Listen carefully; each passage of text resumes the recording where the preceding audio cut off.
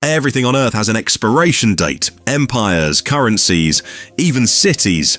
Today, the vast majority of the tech giants ruling from their glass towers will likely not even find a place in a dusty history book 50 years from now.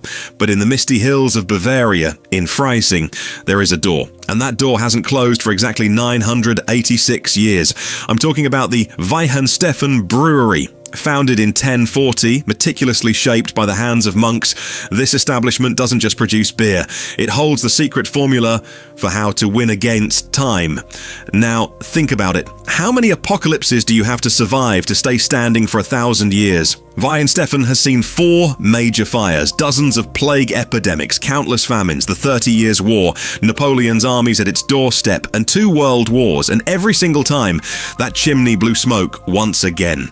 This is not a story of luck. This is the triumph of something our grow fast, win quick world has long forgotten. I call it the monk economy. So, what were these monks doing that everyone else couldn't? In the 11th century, even knowing how to read and write was a privilege, but the Benedictine monks at Weihenstephan were actually the world's first corporate executives. For them, production wasn't ordinary commerce. Ora et labora. Pray and work. This philosophy evolved into a system where every drop of water and every grain of barley was meticulously recorded. While today's CEOs look at quarterly profit reports, these monks were making century-long plans. And even in moments when money lost its value and crises turned the market upside down, they had one thing in their hands: trust.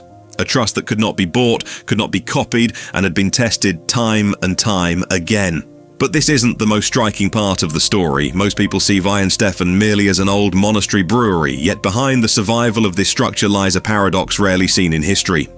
Napoleon is reshaping Europe. With a wave of secularization, church properties are seized, and overnight, Weihenstephan becomes the property of the Bavarian state. The monks pack up their robes and leave. Normally the story ends here, right?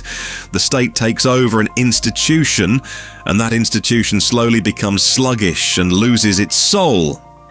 But the exact opposite happened. Instead of preserving this 1,000-year legacy in a museum, the Bavarian state gave it a new identity, the world's most prestigious brewing faculty.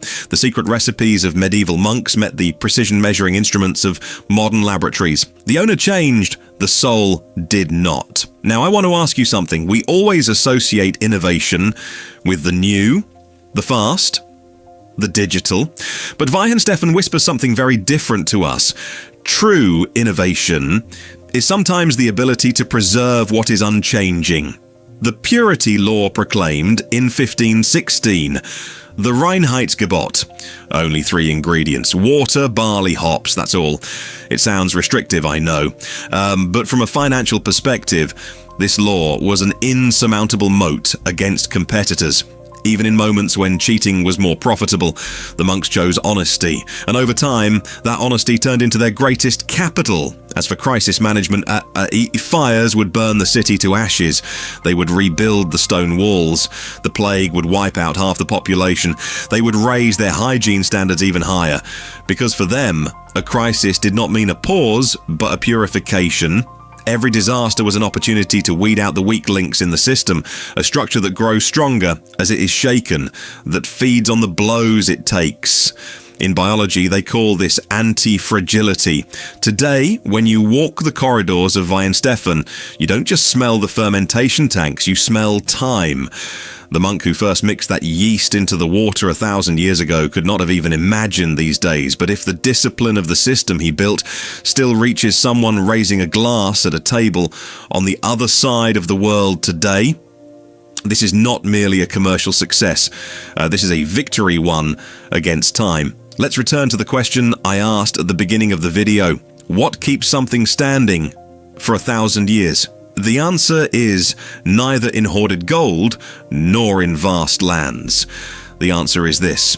In those dark moments when money runs out, empires collapse, and technology becomes obsolete, only one thing remains: the mark left by character. Weihenstephan proved this to us. Time flows on, but some stories never grow old. See you in the next ancient secret.